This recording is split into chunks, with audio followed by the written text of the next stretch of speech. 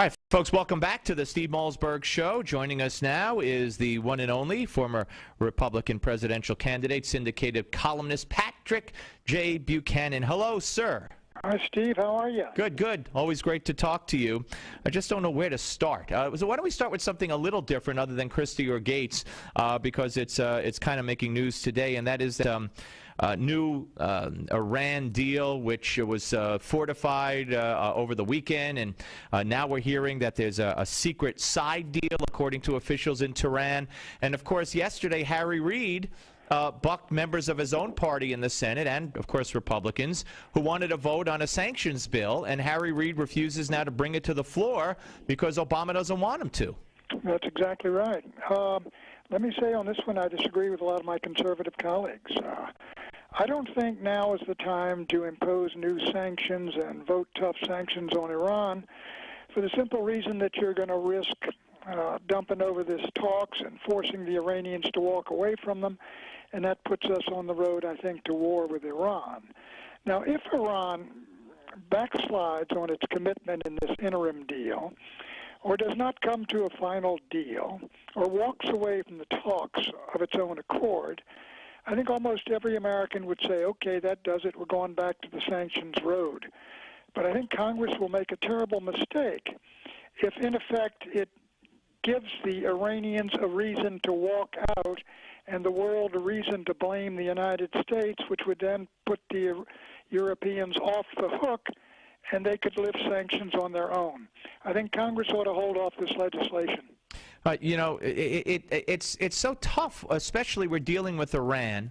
We're dealing with a country that has the blood of Americans freshly painted on their hands day after day. And in addition, the chief negotiator said Sunday no facility will be closed, enrichment will continue, qualitative and nuclear research will be expanded, all research into a new generation of centrifuges will continue. I mean, how are we supposed to react? Look at what they're doing, not what they're saying for the Quds Force and for the Iraqi Revolutionary Guard or Iranian Revolutionary Guard. Let's take a look at what they're doing. Iraq, the heavy water reactor, that will not be fired up and no reprocessing facility will be built. At Natanz, where they enrich to 20%, all enrichment to 20% stops in the existing pile of 20% uranium, which is not even bomb grade. That is degraded and diluted. They're making a number of statements about what they're going to do. They're bringing in more inspectors to prove they do it. The program has been arrested at least, and in some cases pulled back for 6 months. Now, don't listen to what they say. Watch what they do. My view, Steve, on this is the Iranians who elected this guy, Rouhani, are the same green revolutionary crowd who want to re-engage with the West. They want nuclear enrichment, yes. They don't want a bomb, and they're willing to prove they're not building a bomb. And all I say is, let's take a look at it, and let's not panic, because the end of that road is straight to a war in the Persian Gulf, which will be set fire to the gas station of the world. We will smash Iran, of course, and the world economy will go into the dumpster. Why not see if they mean what they say? Because our own intelligence, all of our intelligence agencies, all 16 confirmed in 2007 and 2011 that Iran does not, as of now, have a bomb program. So all I'm saying is, instead of getting on a high horse and saying, well, we can't take it, look what they're saying about us, keep going down this road until they actually do something. All right, let's move on to another part of that region, or another player in that scenario, Israel.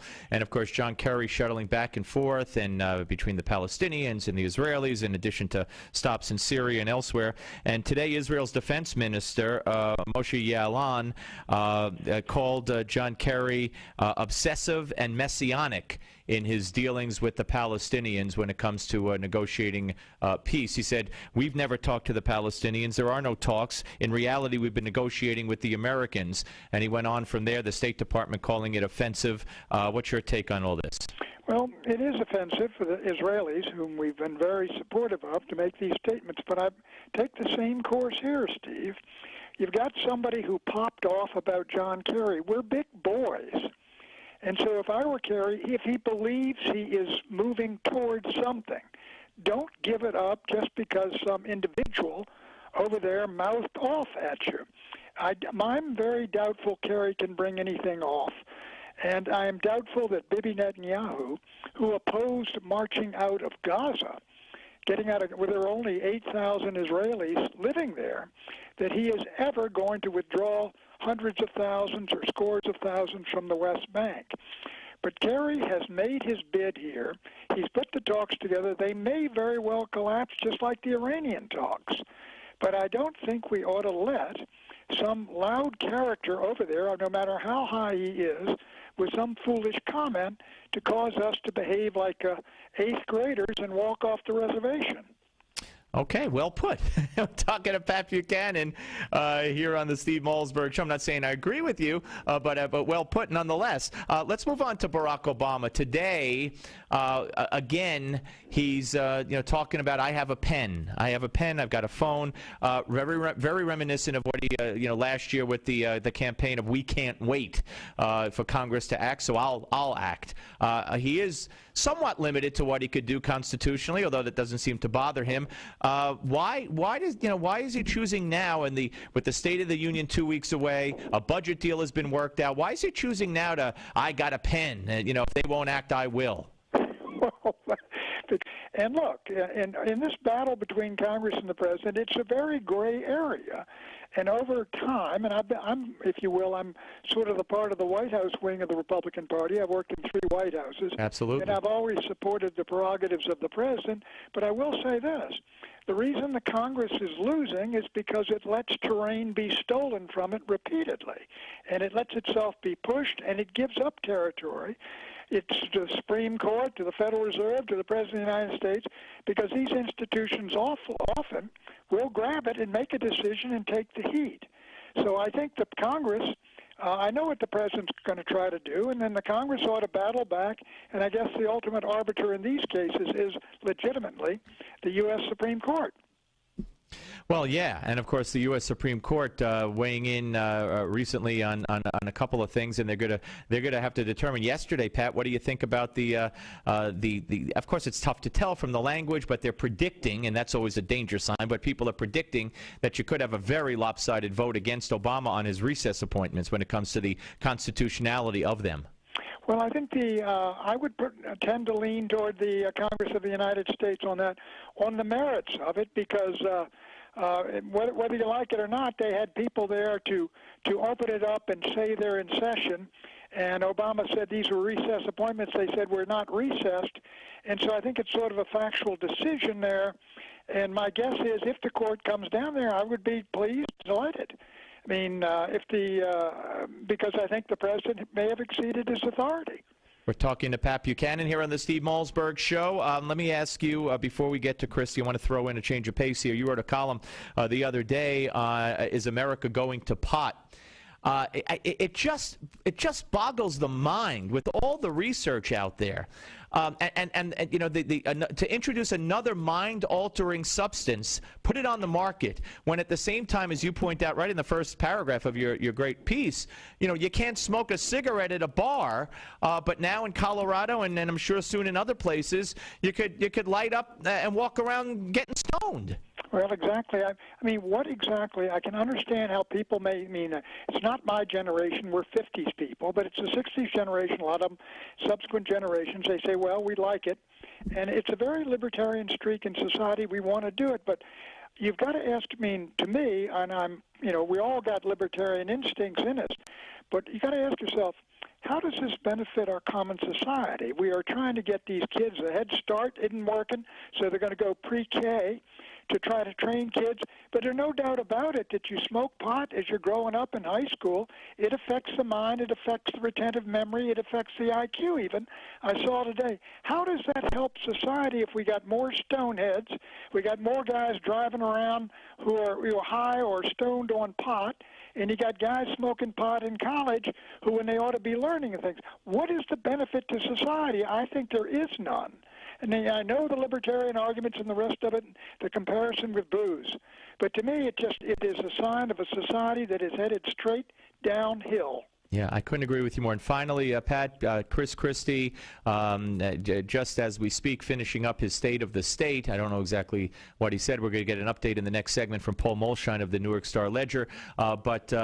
You know, to me, again, I think they're piling on him right now. To be honest with you, I'm no Christie supporter. I was, but I think he's not a conservative on so many issues. I live in his state, and all of a sudden, he was against in-state tuition for illegals, for instance, and now he claims he was never against it. We just didn't have the money. So he's telling me now, as one of the highest tax people in America, living in the highest tax state, now we found the money, and he decided to give the money to illegals? How about giving it back to us? So I have many problems with him. However, if he's telling the truth, I think he did himself really well in his press conference and probably moving forward.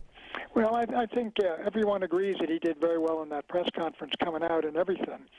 But I will say that, look, he's got problems here because his impression, the image of him that projected out of the news media capital of the world, in New Jersey and New York and everything was extremely good and put him very high on the polls.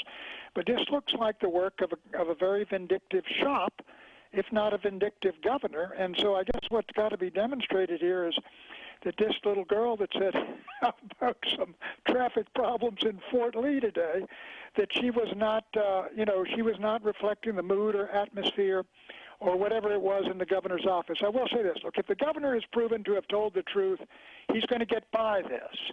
But if it's found out that he knew earlier or he condoned it or he was told about it, and you get this credibility on the line, I think it's going to be deeply, deeply problematical for him. Yeah. And I do tend to agree with you. He tends to be more, a lot of Republicans up in the Northeast, they say they have to survive and they have an argument. Well, now he's trying to survive nationally because he's already got his second term in the bag and, 60% of the vote. So he could basically do what he wants. But nonetheless, I could go through the whole litany of things that he did right after from not even condemning the Ground Zero Mosque, saying it's none of my business when so many people in New Jersey died. That started it for me. But anyway, Pat, thank you. As always, great to talk to you, sir. It's a pleasure. Thank you. Pat Buchanan, ladies and gentlemen, former Republican presidential candidate, worked for 3 presidents. You know the deal, syndicated columnist. Honored to have him here on the Steve Molsberg Show. When we come back, Paul Molshine of the Star-Ledger, as we mentioned, will join us. I'm dying to know everything Chris Christie said in the State of the State address that he gave today in Trenton before the state legislature. Did he apologize again? We'll find it all out. Don't go away. Right here on the Steve Molsberg Show, Newsmax TV and radio. The Steve